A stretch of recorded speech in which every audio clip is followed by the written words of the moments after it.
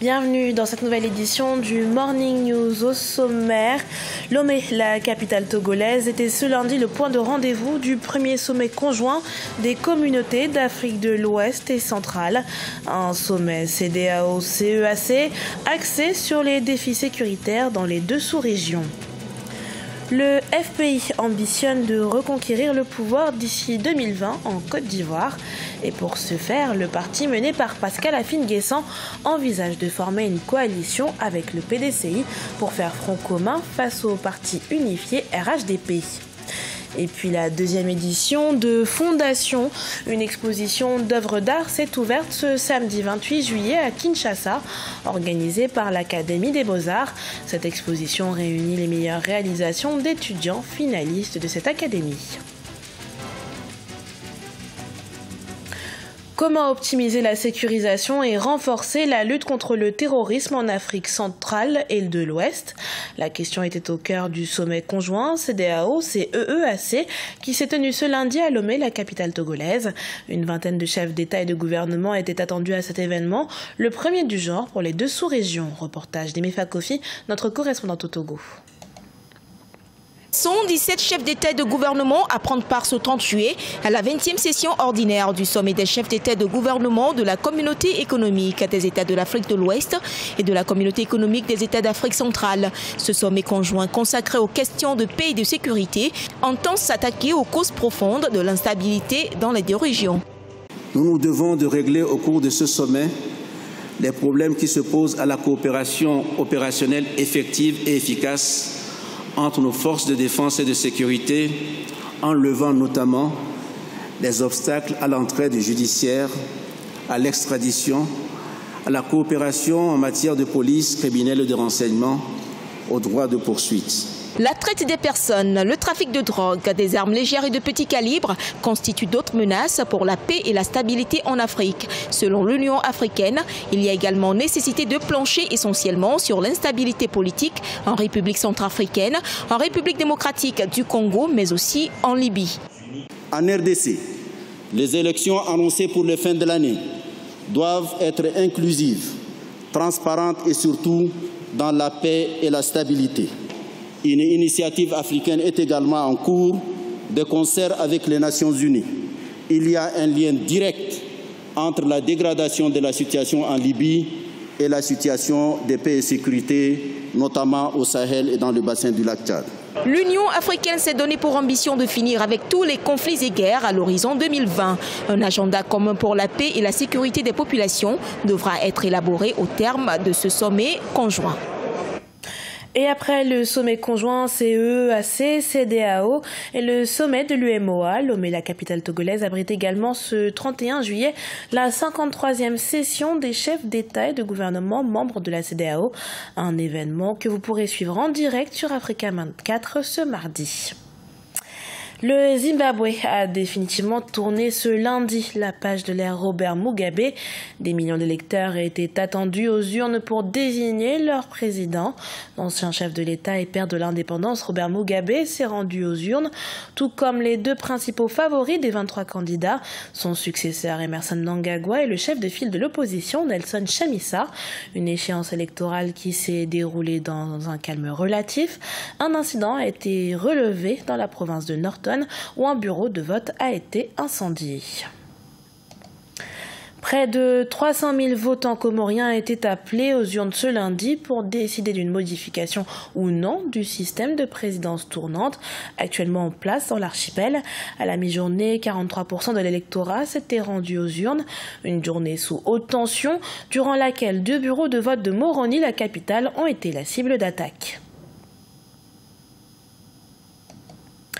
C'est un front populaire ivoirien unifié et plus que jamais mobilisé qui souhaite reconquérir le pouvoir d'ici 2020. Le parti créé par l'ancien président Laurent Gbagbo tenait son 4e congrès ordinaire à Abidjan. Une reconquête du pouvoir que son leader fraîchement réélu Pascal Afine-Guessant envisage avec une coalition avec le PDCI. Retour sur cet événement dans ce sujet d'Olivier Conin, notre correspondant à Abidjan. Le FPI, Front populaire ivoirien, se met en ordre de bataille derrière son président Pascal Afine-Guessant pour reconquérir le pouvoir en 2020. Le 4e congrès ordinaire, le premier depuis la chute du régime de Laurent Gbagbo, fondateur du FPI, a été l'occasion d'amorcer un nouveau virage afin de mieux négocier les échéances électorales à venir. L'avenir, c'est 2020. 2020 commence par les élections locales de 2018. Nous espérons que cette mobilisation va nous permettre de renforcer notre ancrage sur le terrain et donc de dynamiser l'action que nous allons engager dans le cadre des élections locales. Malgré les moyens matériels et financiers limités, nous sommes persuadés que nous allons compter dans le paysage politique en Côte d'Ivoire et donc disposer des atouts nécessaires pour faire l'alternance. Les militants du FPI qui ont réélu Pascal Affi-N'Guessan avec 99% des suffrages exprimés sont prêts à soutenir le mot d'ordre de la direction du parti. Nous voulons donc dire à la Côte d'Ivoire et au monde entier que le FPI existe bel et bien et il a l'intention donc de ratisser large à l'effet de préparer les élections de l'an 2020. Pour l'avenir du FPI, nous savons que même si nous ne sommes pas, si le président Affi n'est pas président de la République, si le FPI n'a pas pris le pouvoir, nous serons dans le pouvoir. Avec tout ce que nous avons vu concernant l'échec du pouvoir en place et qu'en 2020, nous reviendrons au pouvoir sans problème. La mobilisation des militants du FPI pour l'alternance en 2020 va être testée en 2018 à l'occasion des élections municipales et régionales du 13 octobre. Ce sera l'occasion de peser le poids électoral du FPI avant l'élection présidentielle de 2020. Le Royaume du Maroc célébrait le dimanche 29 juillet le 19e anniversaire de l'accession au trône du souverain. À cette occasion, le roi Mohamed VI s'est adressé à la nation. Un discours au fort accent social où il a appelé le gouvernement à accélérer la mise en place de programmes visant la scolarisation et la santé. Les détails avec Aïssatou Diamanka Besland. Dimanche 29 juillet 2018, le roi du Maroc, Mohamed VI, s'est adressé à la nation à l'occasion du 19e anniversaire de l'accession du souverain au trône, un anniversaire qui célèbre la BIA, le pacte d'allégeance qui lie depuis des générations le roi au peuple. La question sociale a été au cœur du discours. Le gouvernement est appelé à prendre des mesures d'urgence, notamment en matière d'éducation. Pour garantir un impact direct et tangible, j'insiste sur la nécessité de se concentrer sur les mesures d'urgence à mettre en œuvre dans les domaines suivants. Premièrement, donner une impulsion vigoureuse au programme d'appui à la scolarisation et de lutte contre la déperdition scolaire, notamment au programme Taïsir d'aide financière à la scolarisation, à l'enseignement préscolaire, au transport scolaire, aux cantines scolaires, aux internats. En matière de santé, le roi a également insisté sur la mise en place d'un système national d'enregistrement des familles. Il faut redresser les anomalies qui entachent l'exécution du programme de couverture médicale RAMED et, parallèlement, refondre en profondeur le système national de santé, qui se caractérise par des inégalités criantes et une faible gestion. C'est dans la ville d'Al-Hoceima, au nord du Maroc, épicentre d'un mouvement de protestation aux revendications sociales et économiques qui a agité le pays en 2016 et 2017, que le discours a été prononcé. Le roi Mohamed VI qui a ensuite présidé une réunion consacrée à l'activation des mesures contenues dans son discours, à laquelle ont pris part le chef du gouvernement et une dizaine de ministres.